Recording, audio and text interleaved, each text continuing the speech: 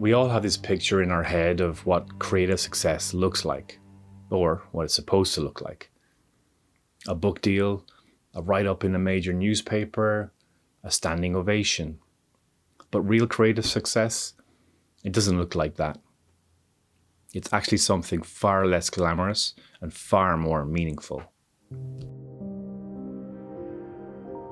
When I was younger, I thought success would feel definitive, like a light turning on.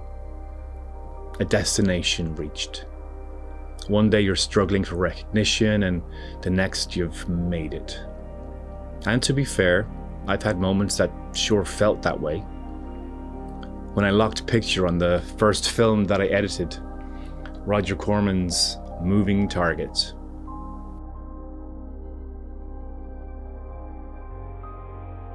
When I read my short story, Bury Me in the Garden, at the awards ceremony with my family in the audience. When my short film, The Line, premiered on Irish TV. But those moments, they're fleeting. They feel amazing. You ride the high for a day, a week, and then they're gone. And what's left isn't the trophy or the acclaim. It's the work. The next draft. The blank page. I must admit that in those early days, I did get stuck on those moments. In some ways, they paralyzed me creatively because I convinced myself that after those highs, surely the only way was down. I had the crippling thought that maybe I'd already done my best work. I mean, how could I ever top that? And so for a time, I didn't even try. Because having tasted what success looked like, what it felt like, I didn't want to feel failure. Over the years, I've learned to move past that perfectionism, that feeling of not wanting to dirty my image with a massive failure. Because what I realized is that the day-to-day successes are the ones that really count. The quiet breakthroughs no one sees. The moment of realization in the bath when I connected my main character's wants and needs after weeks of banging my head against the keyboard in frustration. The essay that expressed exactly what I meant, and I knew it, even before anyone else had read it. The character I wrote that ran through my mind night and day because I had written them into an existence that felt real beyond the pages I had graded them on. That's success. Not the applause, the alignment. Most creative work is done alone. Long, solitary hours when self-doubt, uninvited, pulls up a chair beside you and starts breathing down your neck.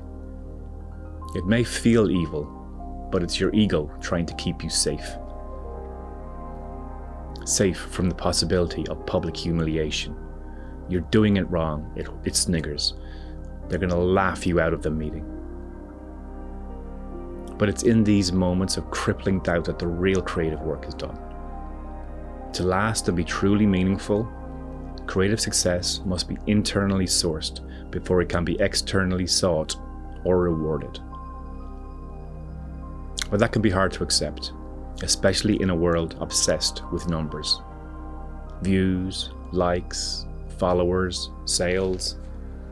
Metrics are easy to measure. Others can judge you by them, and you may judge yourself by them. But they're terrible at telling you how far you've come. Metrics don't track the days when you dragged your carcass into the chair when you were tired, discouraged, and unsure. They don't capture the time you almost gave up, several times, but didn't. Real success in creative work is slow. It's cumulative, and it's usually invisible. You must learn to find satisfaction in the process, the sometimes dull, agonizing, and repetitive process.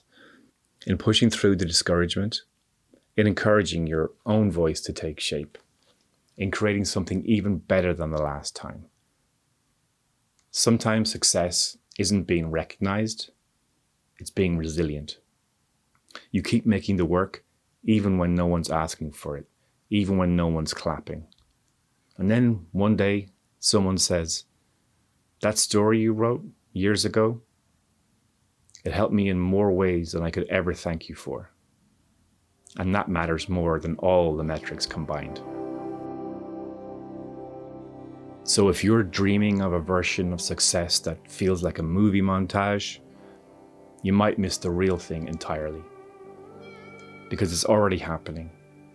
In the small improvements, in the tiny gut-level victories, in the days you showed up and did the work and walked away proud, even when no one else saw it. Creative success doesn't always look like you think it will, but it feels like momentum, like meaning, like you're building something true. Have you had a moment where success turned out nothing like you expected, but ended up meaning more? Tell me in the comments below. I'd love to hear how you define success on your own terms. And if this video resonated with you, please like, share, and subscribe. Okay, bye-bye.